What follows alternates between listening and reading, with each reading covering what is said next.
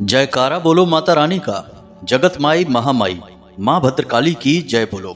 माता रानी के सांचे दरबार की जय बोलो। तो मिथुन राशि वालों, आप सभी का स्वागत करते हैं, हृदय से अभिनंदन करते हैं मिथुन राशि भिंड यूट्यूब चैनल में।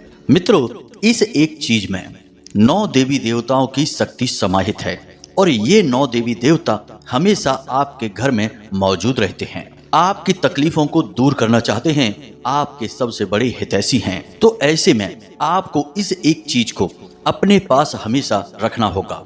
जब आप इस एक चीज को अपने पास रखेंगे तो इन 9 देवी देवताओं की शक्ति आपके पास आ जाएगी, इनकी पूरी कृपा और आशीर्वाद आपको प्राप्त हो जाएगा। हम जानते हैं बंधुओं कि आपके जीवन में अभी परेशानियों का दौर चल रहा है। आप एक के बाद एक परेशानियों से घिरे हुए हैं। लोग आपकी मदद नहीं कर रहे हैं और समय और परिस्थितियां भी आपको मौका ही नहीं दे रहे हैं कि आप कुछ नया सोच पाएं, कुछ बड़ा अपने जीवन में कर पाएं। तो ऐसे में आपको दैवीय सहायता की बहुत अधिक आवश्यकता है।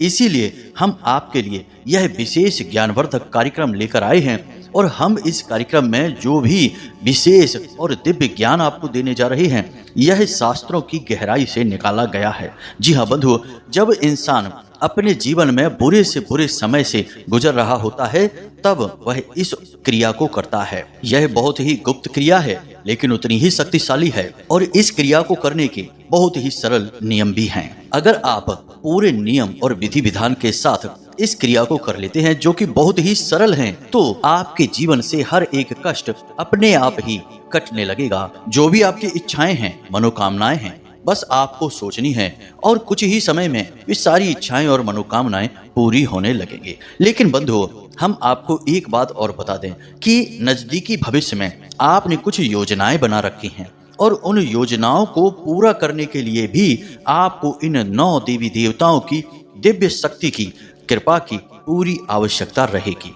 यदि आपको इन 9 देवी देवताओं की शक्ति प्राप्त नहीं होती है, इनका आशीर्वाद और कृपा नहीं मिल पाती है, तो आपके भविष्य में बनने वाली लगभग हर एक योजना पूरी तरह से विफल हो सकती है, जिसकी वजह से आपके मान सम्मान में तो कमी आएगी ही, आपका रुपया पैसा और समय सब कुछ बर्बाद हो जाएगा। अब वर्तमान तो जैसा है सो ठीक है और आपने भूतकाल में जितने भी कष्ट सहने थे सो सह लिए, लेकिन कम से कम आपका भविष्य तो सुरक्षित होना ही चाहिए।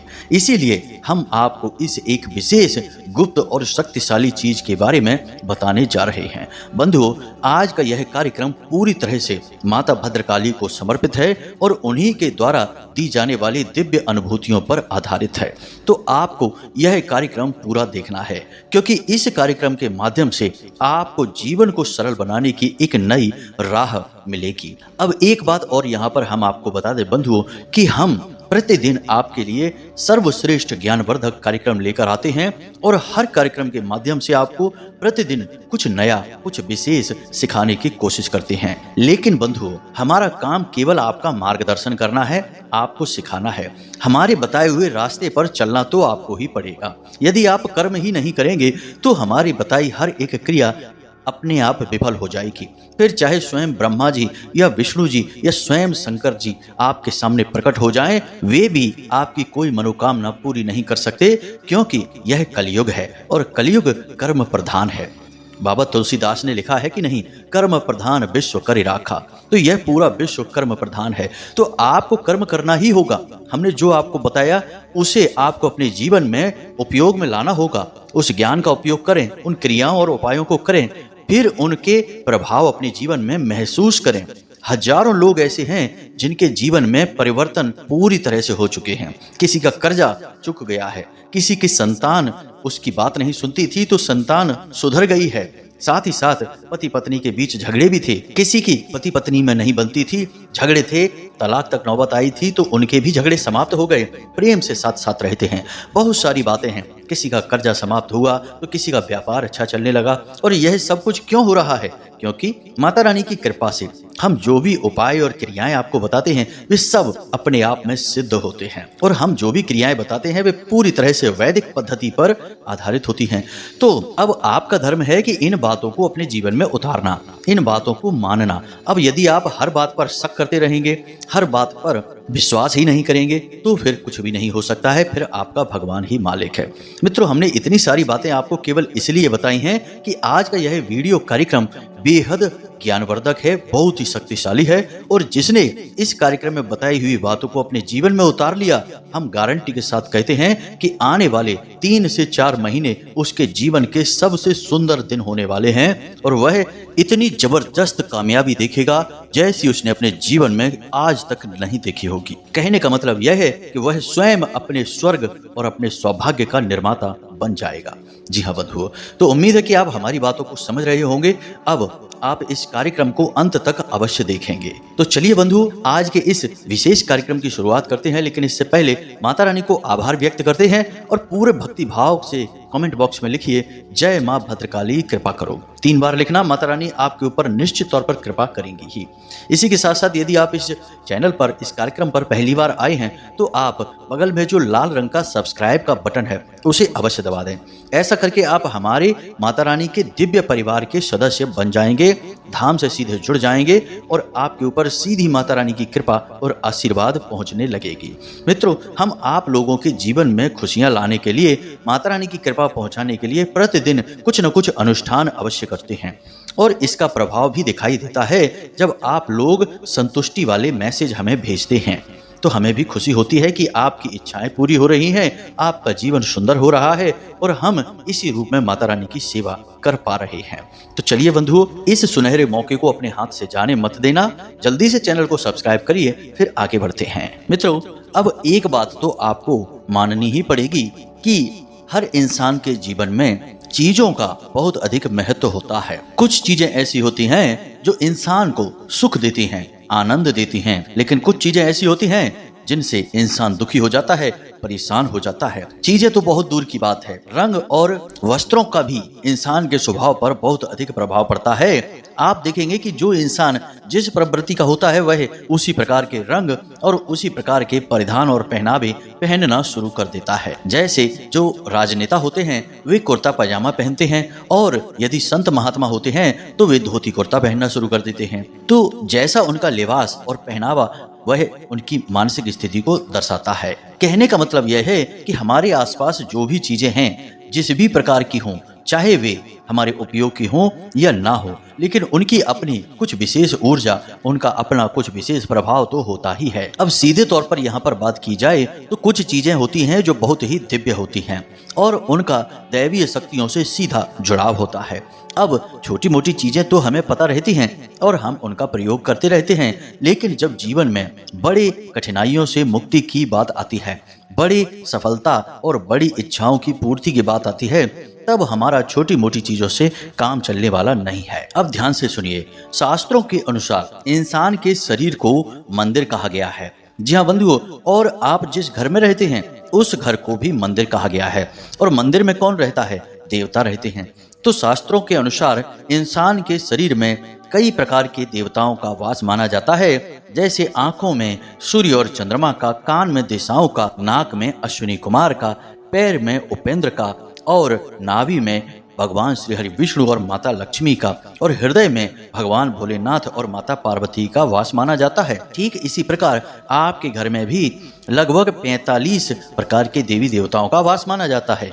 जैसे आपके रसोई घर में माता अन्नपूर्णा और भगवान धनवंतरी, साथ ही साथ पितृ देवता का, आपके घर के दरवाजे पर आपकी कुल देवी का, इसी के साथ साथ आपके पूजा घर में तमाम देवी देवता और आपके आराध्य देव का, आपके घर के आंगन में भगवान ब्रह्मा का, और आपके घर के ईशान कोण में भगवान भोलेनाथ का निवास स्थान माना जाता है।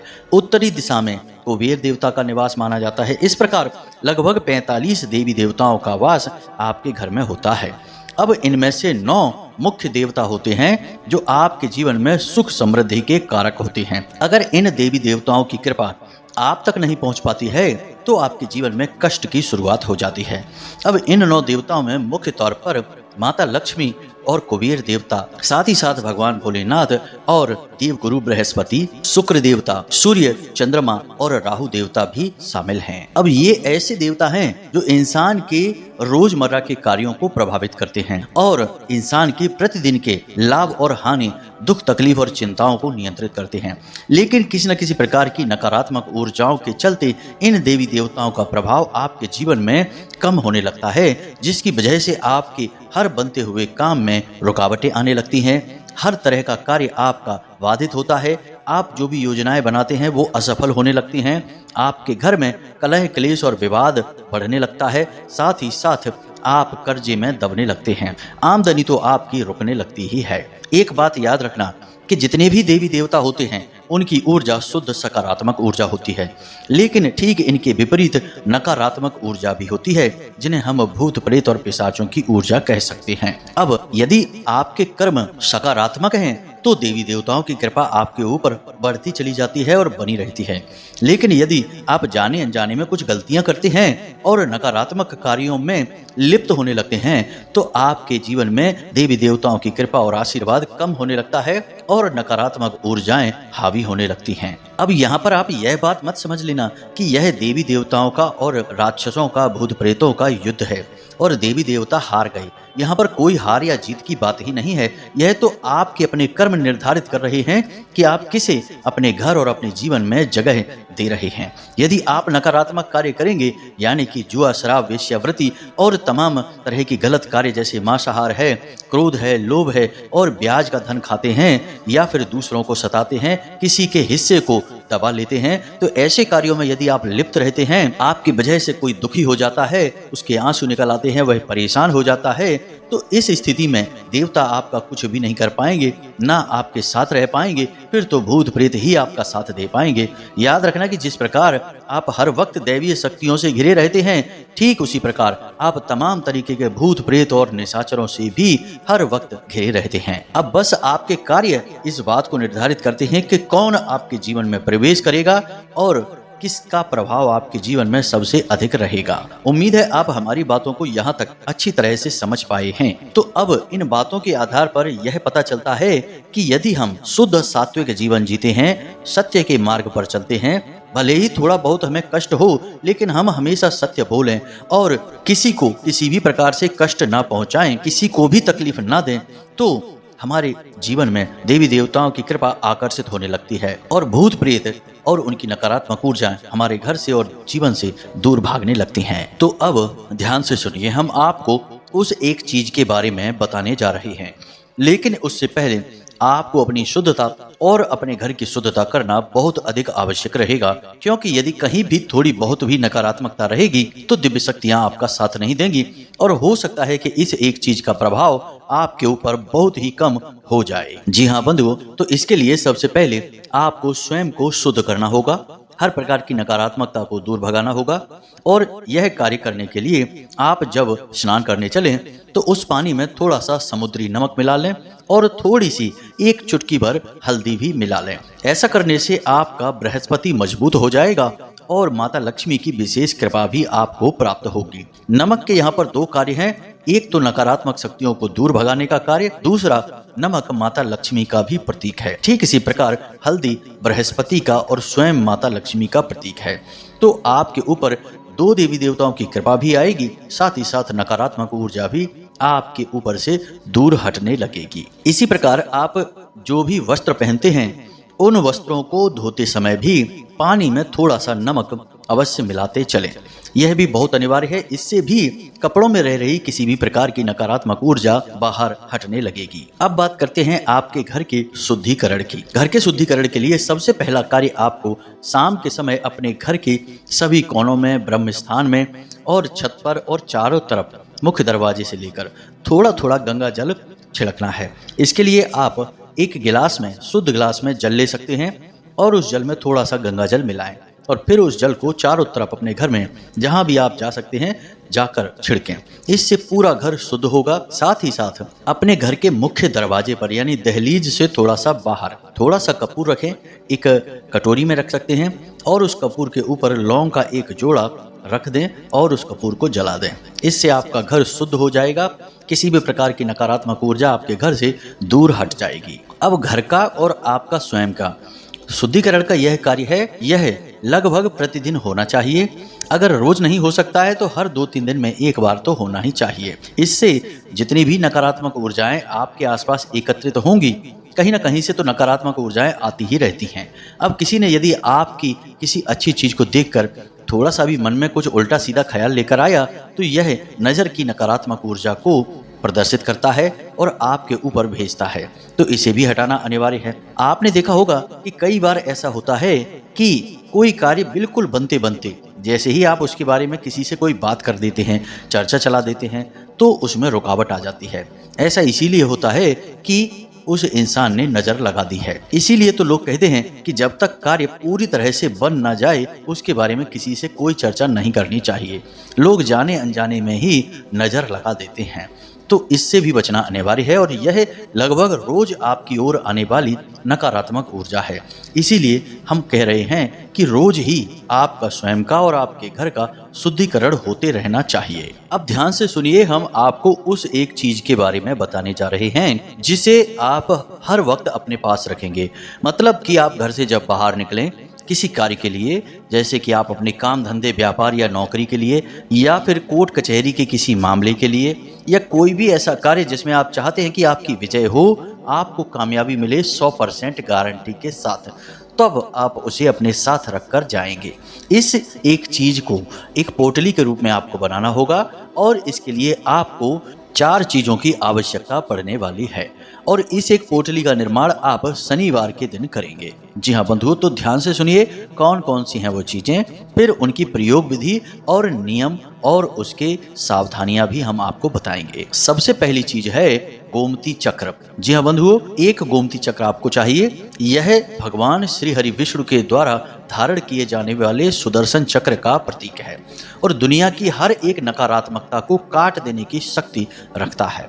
इसी प्रकार आपको 2 गूंजे चाहिए, एक लाल गूंजा और एक काला गूंजा। गूंजे के मोती किसी भी पूजा पाठ वाली दुकान पर आसानी से मिल जाते हैं। इसी के साथ साथ तीसरी चीज आपको चाहिए सफेद आंख की जड़, जिसे हम श्वेतार्क गणपति भी कहते हैं। इसका हमने एक प्रयोग और भी आपको पहले बताया था, लेकिन यह प्रयोग बहुत ही खास है। अब इसी के साथ साथ आपको चाहिए पीली सरसों के लगभग 11 दाने। सरसों के दाने खंडित नहीं होने चाहिए और पीले ही होने चाहिए। अब इन सबको पोटली नुमा बनाने के लिए आपको चाहिए लाल रंग का एक कपड़ा और लाल रंग का ही एक धागा, जिसे हम कलावा भी कहते हैं। अब यह क्रिया आपको शनिवार के दिन करनी है, तो आप दिन में इस पूरी सामग्री को लेकर रख लें। अभी इन सब के बीच एक सबसे शक्तिशाली सामग्री बाकी है जो आपको आपके घर से ही मिलेगी, जिसे हम आगे बताने वाले हैं। लेकिन इससे पहले हम आपको बता दें कि ये जो 4 सामग्रियां हैं जिन्हें आपने बाहर से लिया है या कहीं और से मंगवाया है, इसके बारे में आपको किसी से कोई चर्चा नहीं करनी है। यह बेहद ही गुप्त और व्यक्तिगत प्रयोग है, तो इसके बारे में किसी से यदि आप चर्चा कर देंगे तो बात वहीं खराब हो जाएगी। अब आपको क्या करना है, ध्यान से सुनिए। सारे काम से मुक्त होने के बाद रात्रि के समय लगभग 9 से 11 बजे के बीच में आपको स्नान आदि करने के बाद अपने पूजा घर में जाना है और अपने पूजा घर में आप एक सफेद रंग का कागज और एक लाल रंग का पेन लेकर जाएंगे। अब आपको उस कागज पर बहुत ही छोटे छोटे अक्षरों में इस मंत्र को 6 बार लिखना है। जी हाँ बंधुओं, यह माता लक्ष्मी का अंक है और शुक्र ग्रह का प्रतीक है, तो 6 बार इस मंत्र को लिखेंगे। मंत्र ध्यान से सुने, बहुत ही सरल है, बीज मंत्र है और 3 शक्तियों का सूचक है। जी हाँ बंधुओं, बहुत ही पवित्र और शक्तिशाली और स्वयं सिद्ध मंत्र है यह, तो ध्यान से सुने। मंत्र आपके मोबाइल की स्क्रीन पर भी दिखाई दे रहा है। ओम ह्लीम क्लीम श्रीम नमः। एक बार फिर से ध्यान से सुने, ओम ह्लीम क्लीम श्रीम नमः। इस मंत्र में हम 3 दिव्य शक्तियों का आवाहन कर रहे हैं, जिसमें ह्लीम माता बगलामुखी का प्रतीक है, जो कि दुनिया की सबसे बड़ी स्तंभन की देवी है, यानी कि हर प्रकार की नकारात्मक ऊर्जा को तुरंत रोक देने का कार्य करती हैं। क्लीम दुनिया का सबसे बड़ा आकर्षण मंत्र है और माता काली भगवान श्री हरि विष्णु और कामदेव का प्रतीक है। ठीक इसी प्रकार श्रीम स्वयं माता लक्ष्मी का प्रतीक है, उनका ही नाम है। तो आप 3 बड़ी दिव्य शक्तियों का आवाहन यहाँ पर कर रहे हैं। तो आपको यह मंत्र एक कागज पर 6 बार लिखना है और लाल रंग की पेन से ही लिखना है। आप अपनी राइटिंग कैसी भी लिख सकते हैं, अच्छी बुरी आपकी लिखावट होगी, कोई फर्क नहीं पड़ता है, बस मंत्र लिखना है आपको। आगे पीछे कागज में आप लिख सकते हैं। अब जब आप यह कर लें तो इसके बाद आप गाय के घी का एक दीपक जलाएंगे और इस संपूर्ण सामग्री को उसी लाल रंग के कपड़े में रखेंगे और एक पोटली का रूप देंगे। लाल रंग के कपड़े में आप क्या क्या रखेंगे, ध्यान से सुनिए। पहले आप गोमती चक्र रखेंगे और भगवान श्री हरि विष्णु का स्मरण करते चलेंगे। इसके बाद आप लाल गूंजा को रखेंगे जो कि स्वयं माता लक्ष्मी का प्रतीक है और चुंबक की तरह पैसे को आपकी ओर आकर्षित करता है। इसके बाद आप काला गूंजा रखेंगे, यानी काले गूंजे का मोती रखेंगे जो कि माता काली का, माँ भद्रकाली का प्रतीक है। इसी के साथ साथ आप श्वेतार्क गणपति यानी कि सफेद आंख की जड़ को रखेंगे और इस समय आप भगवान गणपति यानी गणेश जी का आवाहन करेंगे, मन में स्मरण करेंगे।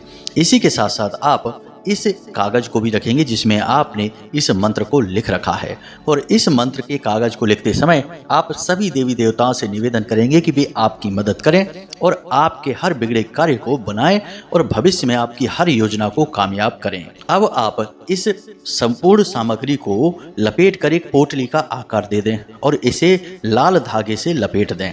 लपेटते समय भी याद रखें कि 6 बार ही लपेटें, इससे ज्यादा नहीं, और कोई गांठ ना लगाएं। अब इसके बाद आप इसे माता भद्रकाली या माता लक्ष्मी या माँ बगलामुखी, आपके पूजा घर में देवी का जो भी स्वरूप विद्यमान है उनके चरणों में इसे रख दें और मन ही मन प्रार्थना करें कि हे देवी, आप हमारी इस प्रयोग को कामयाब बनाएं, हमारी मदद करें, दुख तकलीफों को दूर करें और मनोकामनाओं को पूरी करें।